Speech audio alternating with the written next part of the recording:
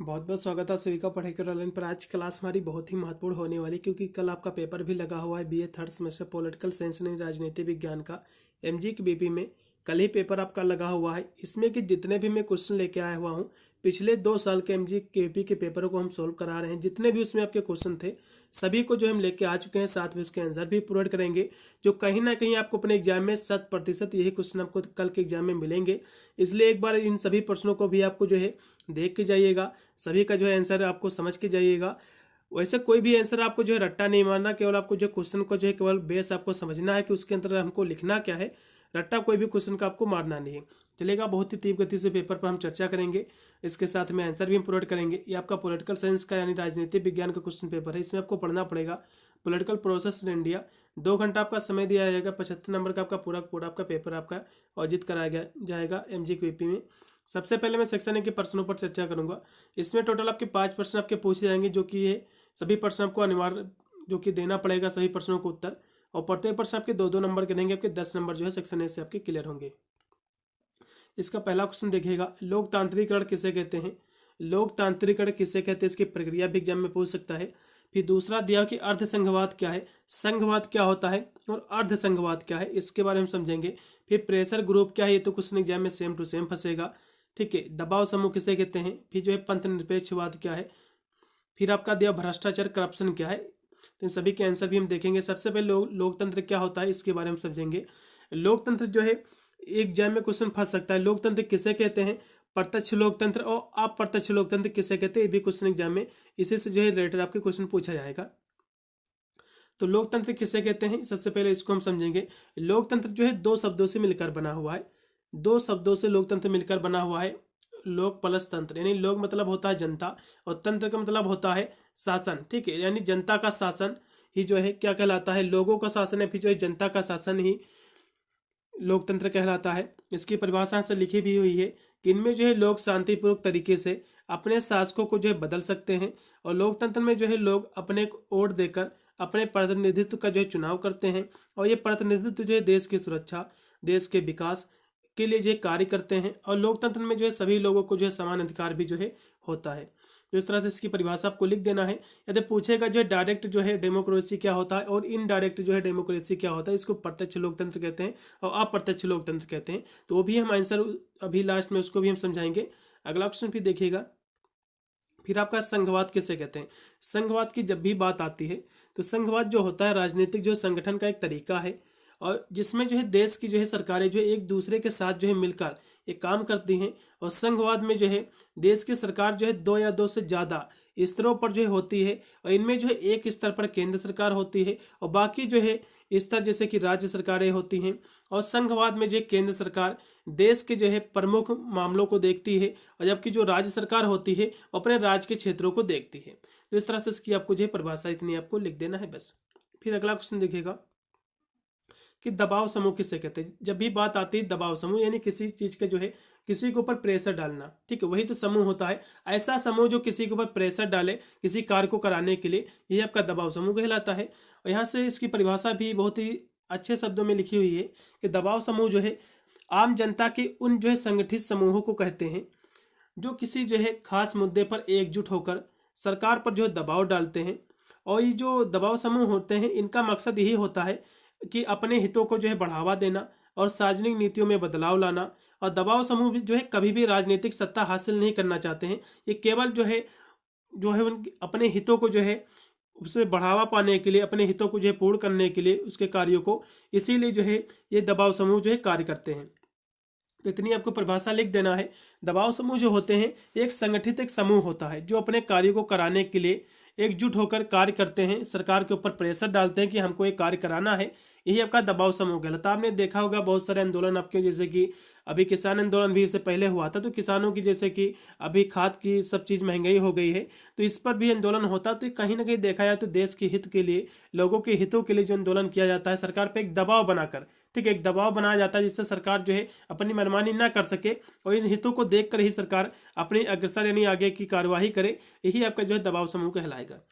चलिए अगला क्वेश्चन देखिएगा, जो कि है पंथ निरपेक्षता जो है किसे कहते हैं। क्वेश्चन बहुत ही महत्वपूर्ण है, जैसे कि सभी को पता होगा।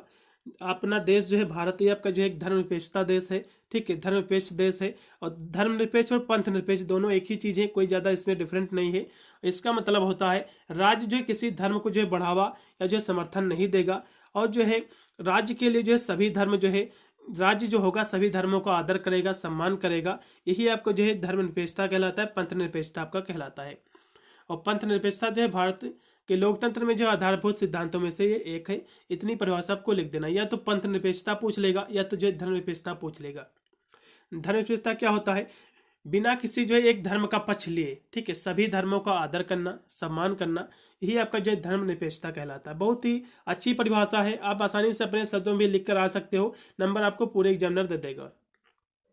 चलो अगला क्वेश्चन देखिएगा, भ्रष्टाचार किसे कहते हैं? इसको हम इंग्लिश में करप्शन कहते हैं। करप्शन की जब भी बात आती है तो किसी यानी जो है कोई ऊंचे पद पर कोई बैठा हुआ है, मान लो कोई अभी लड़ाई दंगा हो जाता है, हमने देखा होगा, तो कुछ लोग जो है जाते हैं पुलिस वगैरह में जो है रुपए दे आते हैं, तो उनकी जो है सुनवाई ज़्यादा हो जाती है, उनकी तरफ ज़्यादा कोई विशेष इतना ही उन्हीं किया जाता है। और बेचारा जो गरीब रहता है उसको पुलिस वाला आता भी है, उसको गाली भी दे के जाता है, उसको बंद भी कर देता है। तो ये कहीं ना कहीं देखा जाए ये भी आपका भ्रष्टाचार है। कहीं कहीं आपने देखा होगा रिश्वत भी चलती है, वही चीज़ है, सब कहीं ना कहीं देखा है, यही आपका भ्रष्टाचार कहलाता है। तो भ्रष्टाचार यहाँ से लिखा भी हुआ है, इसकी शब्द जो इसकी परिभाषा है बहुत ही सुंदर यहाँ से लिखी हुई है। किसी व्यक्ति या संगठन के द्वारा अपने फायदे के लिए सार्वजनिक पद या जो है शक्ति का दुरुपयोग करना, ठीक है। कोई व्यक्ति जो है अच्छे पद पर बैठा हुआ है, अब वो जो है किसी मनमानी कर रहा कि हमको इतने रुपए चाहिए तो मैं आपको कार्य करूंगा, ठीक है। तो ये क्या है? ये आपका भ्रष्टाचार कहलाता है। मान लो आपने जो है ब्लॉक में गए, आपको एक कहीं या कचहरी आप गए, आपको एक नोटरी बनवाना है, वो मनमानी करेगा कि इतने रुपए हमको चाहिए, फिर और कोई कार्य आपका करवाना है जो सरकारी कार्यालय में, तो आपसे मनमानी जो है घूस ले, ठीक है। तो यही आपका भ्रष्टाचार कहलाता है। इसकी परिभाषा आप अपने शब्दों में भी लिख सकते हैं, बहुत ही कोई ज़्यादा कठिन शब्द नहीं भ्रष्टाचार, ये तो आजकल देखने को भी मिलता है हर जगह। तो भ्रष्टाचार जो है किसी व्यक्ति या संगठन के द्वारा अपने फायदे के लिए जो सार्वजनिक पद या जो शक्ति का दुरुपयोग करता है, ये भ्रष्टाचार कहलाता है। और यह जो एक तरह की जो है बेईमानी या अपराध है। भ्रष्टाचार से जो है देश के विकास को बहुत जो है नुकसान होता है। और भ्रष्टाचार के बहुत सारे उदाहरण जैसे कि रिश्वत लेना या फिर देना, ये भी जो है भ्रष्टाचार होता है। और जो है अनुचित जो है उपहार देना, ये भी जो है भ्रष्टाचार है। और दोहरा व्यवहार करना, ये भी जो है भ्रष्टाचार है। और निवेशकों को जो धोखा देना, ये भी भ्रष्टाचार है। निवेशकों को धोखा देना ये भी भ्रष्टाचार है। और जो जबरन वसूली करना, ये भी जो है भ्रष्टाचार है। फिर है सार्वजनिक जो धन का गलत इस्तेमाल करना, ये भी जो है भ्रष्टाचार है। सभी इसके एग्जाम्पल हैं। चलो अगला क्वेश्चन देखो, फिनांस आपका सेक्शन आपका बी आपका स्टार्ट हो गया। इसके हम प्रश्नों की बात करें तो इसमें टोटल आपके 8 आपके प्रश्न आएंगे, जिसमें से केवल आपको 5 ही प्रश्न आपको करना पड़ेगा। मैं 8 प्रश्न करा रहा हूँ, ठीक है। चलो इसका पहला क्वेश्चन देखो, सामाजिक न्याय किसे कहते हैं? सामाजिक न्याय किसे कहते हैं? बहुत ही महत्वपूर्ण क्वेश्चन है। सोशल जस्टिस क्या होता है? क्वेश्चन एग्जाम में फंसेगा। फिर गठबंधन शब्द किसे कहते हैं? गठबंधन जैसे कि आपने सरकार देखा होगा, इस बार आपकी जो है प्रधानमंत्री की जो सरकार बनी है पीएम की, ये गठबंधन सरकार से बनी है, जिसके बारे में हम समझेंगे, चलेगा। सबसे पहले हम सामाजिक न्याय देखेंगे कि सामाजिक न्याय होता क्या है। सो इसको हम इंग्लिश में सोशल जस्टिस कहते हैं।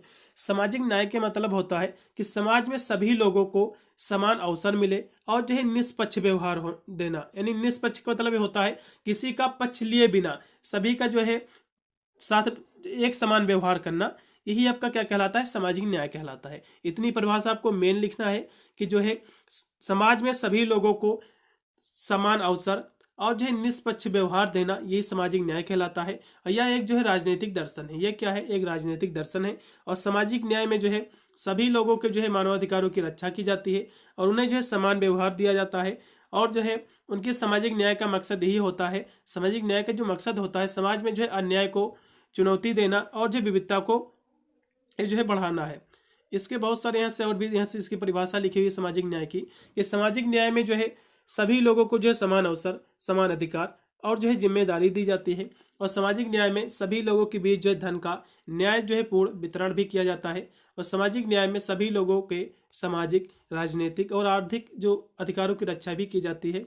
और सामाजिक न्याय में सभी लोगों को जो है मानवाधिकार के लिए समर्थन भी जो है दिया जाता है।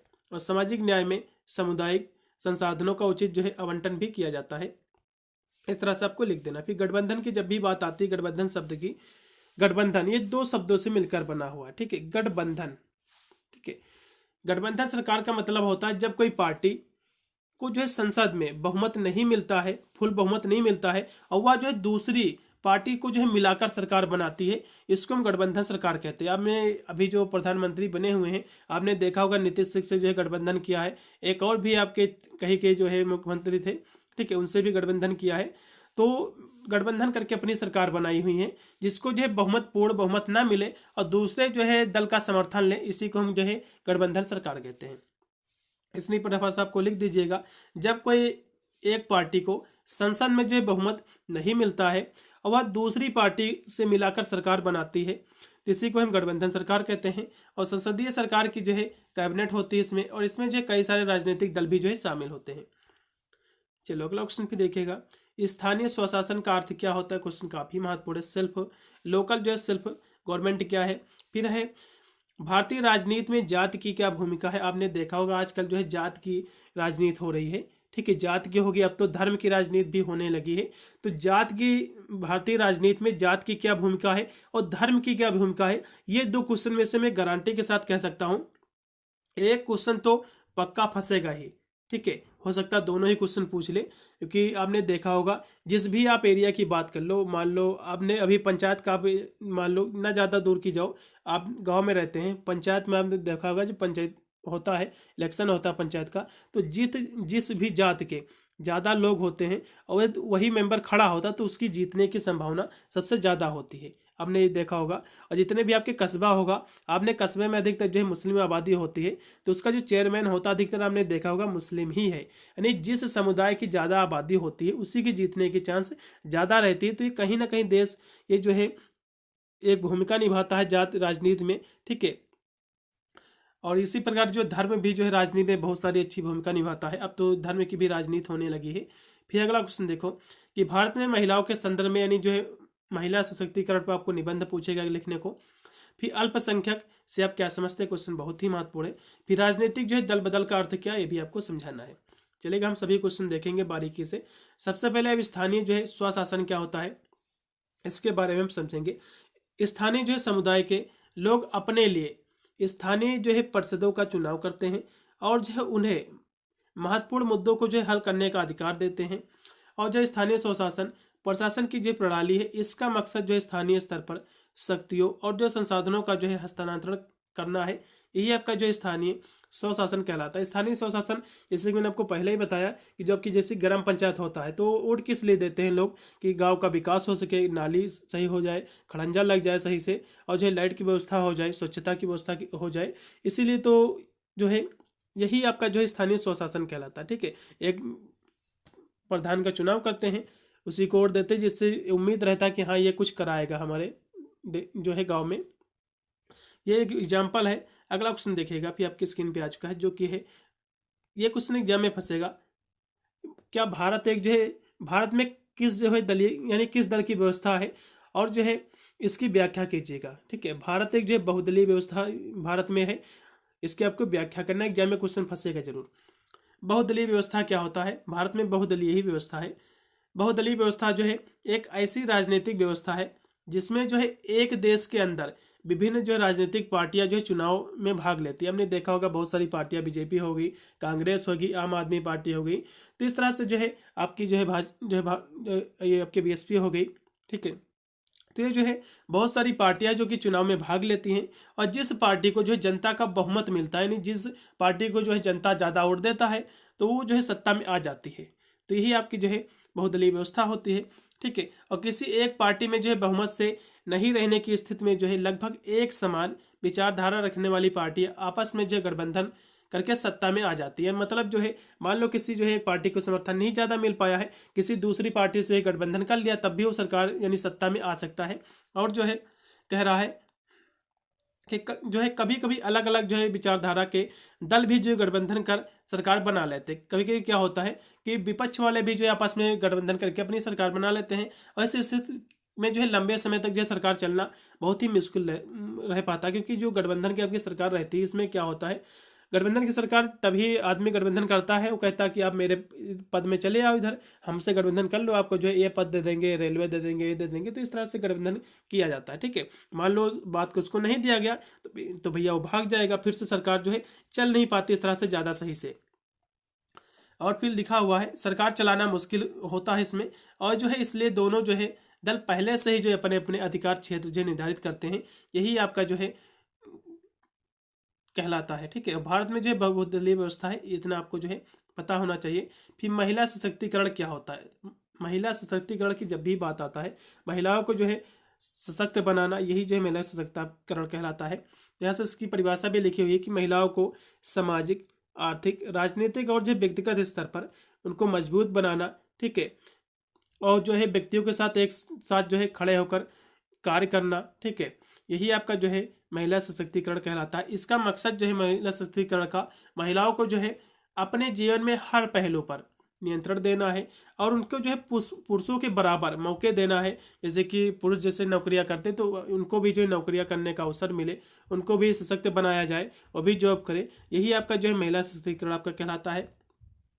फिर यहाँ से इसके बहुत सारे और भी इसके जो है पॉइंट दिए हुए हैं, जैसे कि महिला सशक्तिकरण में जो है महिलाओं में आत्मसम्मान की जो है भावना बढ़ती है, और महिला सशक्तिकरण के से जो है महिलाएं जो होती हैं अपने फैसले जो है खुद ले सकती हैं, और महिला सशक्तिकरण से जो है महिलाएं परिवार समाज में जो है बेहतर जो है रह सकती हैं। और महिलाएं जो है, जो महिला सशक्तिकरण है इसमें महिलाएं जो होती है समाज और देश में जो है बदलाव भी ला सकती हैं।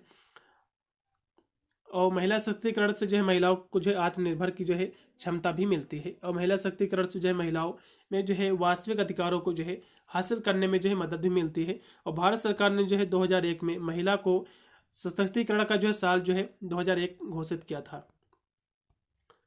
चलो अगला क्वेश्चन देखिएगा, आपके स्क्रीन पे आ चुका है कि अल्पसंख्यक किसे कहते हैं। अल्पसंख्यक की जब भी बात आती है, ये दो शब्दों से मिलकर बना हुआ अल्पसंख्यक, यानी जिनकी आबादी जो है कम हो, जिनकी संख्या कम हो, वो आपके अल्पसंख्यक कहलाते हैं। जैसे कि भारत जो है एक हिंदू जो है मेजोरिटी देश है, ठीक है, यहाँ पर जो है सबसे ज़्यादा हिंदू पाए जाते हैं। तो हिंदू को छोड़कर अन्य जितने भी आपके धर्म बसते हैं, ठीक है, वह सभी जो आप क्या है आपके अल्पसंख्यक है। लेकिन मुस्लिम जो है वो भी अल्पसंख्यक ही गिना जाएगा, भले ही उसकी आबादी 21% हो गई है, लेकिन फिर भी वो अल्पसंख्यक ही गिना जाएगा जब तक उसके पार जो है बराबर नहीं होगा। लेकिन मुस्लिम की आबादी जो है 21% मेरे हिसाब से होगी, तो इनको अब अल्पसंख्यक कहना थोड़ी सी गलत होगा। और जितने भी आपके धर्म जैसे क्रिश्चियन हो गया, जैन, आपके पारसी, तो ये सब जो है अल्पसंख्यक है। लेकिन मुस्लिम की आबादी आपका 20 से 21% है, तो ये जो कहीं ना कहीं देखा जाए तो ये अल्पसंख्यक की जो है कैटेगरी से थोड़ा सा ऊपर आ गए हैं, लेकिन फिर भी अल्पसंख्यक ही कहलाएंगे, क्योंकि जो है मेजोरिटी में हिंदू है, तब तक ये अल्पसंख्यक ही कहलाएंगे। इसका लिखा भी हुआ है इसकी परिभाषा, जिन समुदायों की जो है संख्या किसी देश, प्रांत या जो है क्षेत्र में कम होती है तो उन्हें जो है अल्पसंख्यक कहते हैं। अल्पसंख्यक जो है संस्कृत के दो शब्दों से मिलकर बना हुआ है, अल्प प्लस संख्या से मिलकर बना हुआ है। अल्पसंख्यक को जो है समान अधिकार देने के लिए कानून भी बनाया गया है। और अल्पसंख्यक के बारे में कुछ खास बातें हैं, जैसे कि भारत में जो है मुस्लिम, सिख, ईसाई, बौद्ध, पारसी समुदाय जो है अल्पसंख्यक जो है समुदाय माना जाता है। चलिए अगला क्वेश्चन देखिएगा कि दल बदल किसे कहते हैं। ठीक है, दल बदल की परिभाषा आपके एग्जाम में फंसेगा। दल बदल की परिभाषा एग्जाम में आने वाला है, इसको जरूर आपको रट के जाइएगा। शाब्दिक अर्थ में हम दल बदल की बात करें, डिफेक्शन जिसको कहते हैं, इसका तात्पर्य होता है किसी पद से जो है हट जाना या भाग जाना, यही आपका जो है दल बदल कहलाता है। इसका प्रयोग जो है सैनिक शब्दावली में जो है ज़्यादा होता है, जब सैनिक जो है युद्ध के समय जो है मैदान छोड़कर भाग जाता है, ठीक है।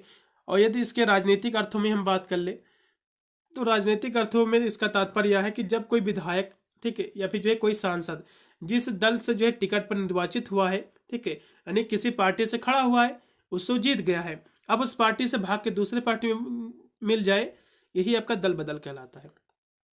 ठीक है, संसद जो है, हाँ यहाँ से लिखा हुआ है कि दल बदल का तात्पर्य जब कोई विधायक या जो है सांसद जिस दल से टिकट पर निर्वाचित हुआ है और छोड़कर दूसरे दल में जो है सम्मिलित हो जाता है, तो उसे जो है हम दल परिवर्तित, यही आपका दल परिवर्तित कहलाता है।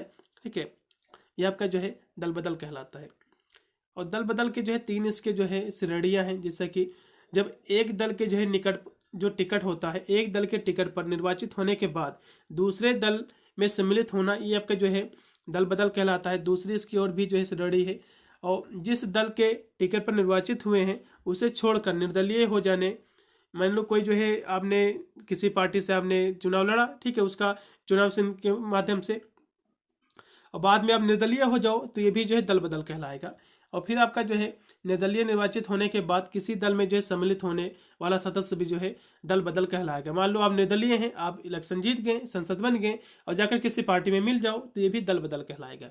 चाहे इधर से भागो चाहे उधर से भागो, दूसरे पार्टी में मिलो, दल बदल ही कहलाएगा। चलो अगला क्वेश्चन देखो। फिर सेक्शन आपका सी आपका स्टार्ट होगा। इसके हम प्रश्नों की बात करें, इसमें टोटल आपके 4 प्रश्न आएंगे, जिसमें से केवल आपको 2 ही प्रश्न को करना पड़ेगा। देखिएगा इनके प्रश्नों को, अब देखिएगा। आर्थिक लोकतंत्र के बिना जो है सामाजिक और राजनीतिक लोकतंत्र जो है महत्वहीन है, इसकी व्याख्या करना है। फिर आपका है एक लोकतांत्रिक राज्य में राजनीतिक जो है दलों की क्या भूमिका है, आपको विवेचना करना है।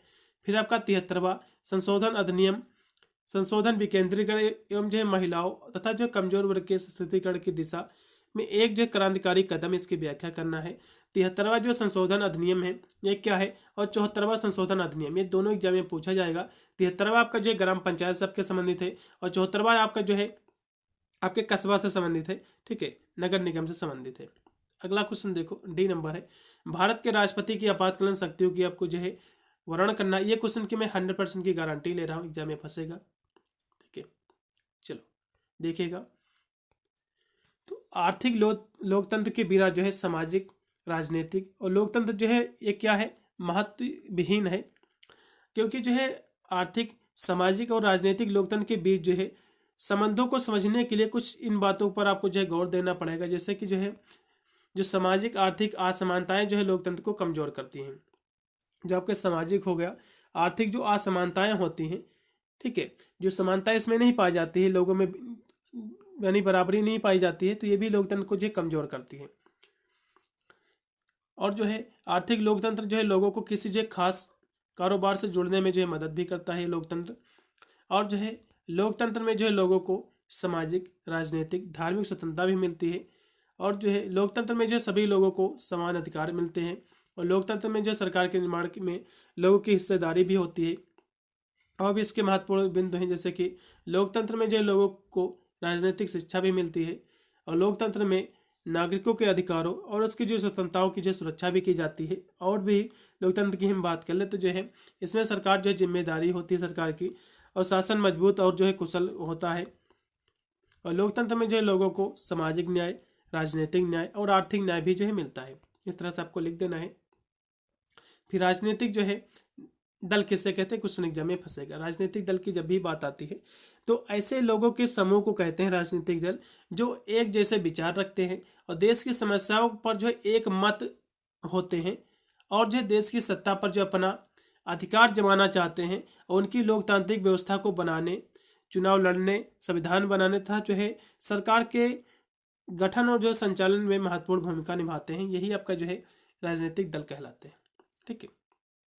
राजनीतिक दल क्या होते हैं, ऐसे लोगों का एक समूह होता है जो एक जैसे जो है विचार रखते हैं और देश की समस्याओं पर जो एक मत होते हैं, ठीक है, और जो है देश की सत्ता पर जो अपना अधिकार जमाना चाहते हैं, यही आपका जो है राजनीतिक दल होते हैं। अगला क्वेश्चन देखिएगा, 73वां जो है संशोधन अधिनियम क्या है, क्वेश्चन बहुत ही महत्वपूर्ण एग्जाम में फंसेगा। 73वां और 74वां। 73वां संशोधन अधिनियम जो कि 1992 विकेंद्रीकरण जो है महिलाओं कमजोर वर्गों के सशक्तिकरण की दिशा में जो है अहम जो है एक कदम है। इस संशोधन के जरिए जो स्तरीय जो स्तर पर जो है लोकतंत्र को बढ़ावा मिला और महिलाओं को जो है पंचायती राज जो है जो संस्थाओं में जो प्रतिनिधित्व मिलने भी लगा इसके माध्यम से। और ये जो है इस संशोधन के तहत जो है पंचायती राज जो है संस्थानों का जो है गठन किया गया है। और इस संशोधन के तहत जो है स्थानीय स्तर पर निर्णय लेने की प्रक्रिया में नागरिकों को जो है शामिल किया गया। और इस संशोधन के तहत जो है महिलाओं के लिए पंचायती राज संस्थाओं में 1/3 जो आरक्षण का प्रावधान भी दिया गया इसमें। इस संशोधन के तहत जो पंचायती राज संस्थानों का जो है विकास परियोजना का नेतृत्व करने का अधिकार भी दिया गया। और इस संशोधन के तहत जो पंचायती राज संस्थानों को जो शिक्षा, स्वच्छता और कृषि, पशुपालन, सामाजिक कल्याण और क्षेत्रों काम करने का अधिकार भी इसमें जो है दिया गया है। 73वां 74वां जो है संशोधन अधिनियम क्या है, जैसे कि मैंने आपको पहले ही बताया, ये भारत शासन को जो है ज़्यादा लोकतांत्रिक बनाने के लिए जो है बनाए गए एक अधिनियम है। और इन जो है संसाधनों में जो है शहरी और जो है ग्रामीण स्तर जो है इसमें शामिल है। 73वां और 74वां जो है संविधान संशोधन अधिनियम के बारे में हम थोड़ा सा यहाँ से समझेंगे। 73वां जो संशोधन अधिनियम है, इसमें जो है ग्राम स्तर यानी जो पंचायती राज व्यवस्था जो इसमें की गई है, इसमें पंचायत से संबंधित इसमें प्रावधान है। जैसे कि चुनाव होता पंचायत का, उससे पंचायत जो है जो प्रतिनिधित्व चुनते हैं, लोगों को प्रधान अपना बनाते हैं, ठीक है, और फिर जीतता है, फिर जो है जो पंचायत यानी जितने भी गाँव लगते हैं उसमें जो कार्य करता है।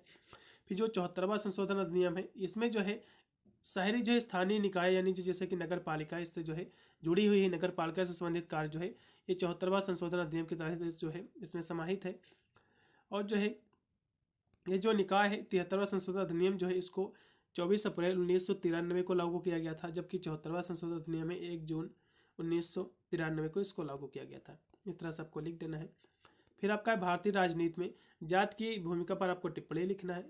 और जो है भारतीय राजनीति में धर्म का क्या प्रभाव, ये भी आपको लिखना है। क्वेश्चन काफ़ी महत्वपूर्ण है। फिर हम यहाँ से देखेंगे कि भारतीय संविधान के मुताबिक राष्ट्रपति को जो है, राष्ट्रपति की आपातकालीन शक्तियाँ हम देखेंगे लास्ट में। यही क्वेश्चन एग्जाम में फंसेगी जरूर, 100% क्वेश्चन ये। तो भारतीय संविधान के मुताबिक राष्ट्रपति को जो है आपातकालीन स्थिति में कई शक्तियाँ मिली हुई हैं। इन शक्तियों का इस्तेमाल जो है राष्ट्रपति जो है देश की सुरक्षा को खतरे से बचाने के लिए जो करते हैं। और राष्ट्रपति को जो है 3 तरह की जो आपातकालीन जो है शक्तियाँ इनको प्राप्त हैं। कौन कौन सी हैं, जिसकी जो है घोषणा करने का इनका अधिकार है। एक है राष्ट्रीय आपातकालीन की घोषणा, दूसरा है राज्य का आपातकालीन है, एक है वित्तीय आपातकालीन की घोषणा। इनकी 3 जो है इनको तरह की जो है आपातकालीन की स्थितियाँ जो है इनको प्राप्त हैं। तो तीनों जो है आपातकालीन के बारे में हम समझेंगे। तो राष्ट्रीय आपातकालीन जो है, ठीक है, जो नेशनल लेवल पर जो राष्ट्रीय आपातकालीन जो है, ये आर्टिकल जो है 352 के तहत जो है जो राष्ट्रपति है भारत का, वो जो है संपूर्ण भारत में जो है आपातकालीन की घोषणा कर सकता है। यदि जो है राज्य में कोई संवैधानिक तंत्र विफल हो रहा है, राज्य कोई मुख्यमंत्री है, राज्य को नहीं सही चला रहा है, तानाशाही हो गया है, लोग आपस में मरकट रहे हैं, तब भी जो है, या फिर जो है कोई खतरा है किसी बाहरी देश से, तब भी जो है क्या है, तब भी जो है वहाँ जो शासन हो जाएगा, राष्ट्रपति शासन हो जाएगा। आर्टिकल आपके जो है 356 के तहत। फिर आपका जो है वित्तीय आपातकालीन की घोषणा जो कि 360 के तहत की जाती है। इस तरह सबको लिख देना है। फिर अगला क्वेश्चन देखिएगा, क्या जो है धर्म के आधार पर जो है राजनीति जो है राष्ट्र की एकता में बाधक है, ये आपको स्पष्ट करना है। क्वेश्चन काफ़ी महत्वपूर्ण है। यदि जो है किसी भी राज्य में धर्म के आधार पर जो है राजनीति आ रही है, तो वह जो है राष्ट्रीय एकता में बाधक बन सकती है। देश का विभाजन जो है धार्मिक आधार पर हो चुका है, जिसे जो है आजकल जो है नहीं भूला जा पाए है। और जो है धर्म जो राष्ट्र की एकता के निम्न जो है बाधक बना हुआ है, जैसे कि इससे जो है धार्मिक भावनाएं, सांप्रदायिकता को जो है बढ़ावा इसमें मिलता है, और जिससे जो है दंगा को जो है बढ़ावा भी मिलता है। यदि जो है आप जो है धर्म की राजनीति करोगे तो इससे क्या होगा, जो और भी धर्म है उसको और इनके धर्म के बीच में जो है एक सांप्रदायिक बढ़ेगा, एक दंगा प्रसाद बढ़ेगा, ठीक है। तो इससे जो है काफ़ी नुकसान होता है, और जो है सांप्रदायिकता के कारण जो है आर्थिक हानि भी होती है। यदि दंगा प्रसाद होगा, जाहिर सी बात कुछ इधर के मरेंगे, कुछ उधर के मरेंगे, इससे हानि भी होता है सभी को। और सभी धर्मों के अनुयायी जो है केवल अपने धर्म का हित जो है सर्वोपरि मानते हैं। जितने भी धर्म के लोग हैं अपने धर्म को मानते हैं, ठीक है, ये बात सही है। और धार्मिक जो है भावनाओं जैसे कि राजनीतिक स्थिरता को जन्म देता है। धार्मिक जो भावनाएं होती हैं ये राजनीतिक अस्थिरता को जो है ये जन्म देती हैं। और धार्मिक भावनाएं जो है उजागर करने के कारण जो है आज बहुत सारे जो है दल एक दूसरे का जो है समर्थन करते हैं, ठीक है। फिर आपका दिया हुआ है कि भारत एक जो है बहुधर्मी राज्य है, और सभी धर्मों के लोग जो है अपना हित जो है चाहते हैं, जो राष्ट्रीय एकता के लिए जो है खतरा होती है। और जब धर्म के आधार पर जो राजनीति होती है तो विश्व जो है समुदाय उसकी आलोचना करता है। चलेगा। फिर अगला क्वेश्चन देखिएगा, वर्तमान में जो है राष्ट्र निर्माण के समक्ष जो है कौन कौन सी चुनौतियां हैं, ये आपको स्पष्ट करना है। इसके बहुत सारे चुनौतियां जैसे कि जो है गरीबी, बेरोजगारी, जातिवाद हो गया, और जो है पर्यावरण संरक्षण जैसी समस्याएं, ये जो है राष्ट्र निर्माण में बाधक हैं। गरीबी क्यों है, कहेंगे कुछ अमीर है कुछ गरीबी, तो ये भी राष्ट्रीय निर्माण में एक बाधक है। और विकास का जो है आसमान वितरण भी है, और जो है पदानुक्रम, सामाजिक व्यवस्था भी है, आर्थिक असमानता, भ्रष्टाचार, ये सभी जो है राष्ट्र निर्माण में बाधक हैं, ठीक है। और जो है कल्याणकारी योजनाओं पर जो है बल देना, और जो है विदेश नीति के मामले में अपने पड़ोसियों और जो अन्य देशों के साथ सामंजस्य बनाए रखना, और विश्व की प्रमुख जो शक्तियों के साथ जो है अपने संबंधों को बढ़ावा देना। और राष्ट्र निर्माण के चरित्र का निर्माण भी जो है बहुत जरूरी है। राष्ट्र निर्माण में जो है चरित्र का निर्माण होना बहुत ही जरूरी है। और किसी भी जो राष्ट्र को मजबूत बनाने के लिए वहाँ की जो युवा पीढ़ी है उसका जो है उसका चरित्र जो है आपको मजबूत करना बहुत ही ज़रूरी है। और समाज में जो ज़्यादातर जो बुराइयां हैं उसकी जड़ में जो चरित्र का जो है पतन ही सबसे अच्छा है। फिर आपका है प्रत्यक्ष लोकतंत्र किसे कहते हैं और अप्रत्यक्ष लोकतंत्र किसे कहते हैं। प्रत्यक्ष लोकतंत्र में क्या है, इसमें जो है नागरिक जो है सीधे तौर पर जो है कानून बनाते हैं। प्रत्यक्ष लोकतंत्र क्या होता है, इसमें सीधे तौर पर आदमी जो है कानून बनाते हैं। और अप्रत्यक्ष लोकतंत्र क्या होता है, इसमें जो है नागरिक जो है अपने प्रतिनिधित्व को चुनते हैं वोट के माध्यम से, फिर वो प्रतिनिधित्व जो है जीतता है उस पार्टी का, फिर वो जो है उस कार्यों को ही अपना कानून बनाता है। तो इसको जो है अप्रत्यक्ष लोकतंत्र कहते हैं। भारत में अप्रत्यक्ष लोकतंत्र है। तो इतने क्वेश्चन थे, एक बार इनको सभी प्रश्नों को रट के जाइएगा।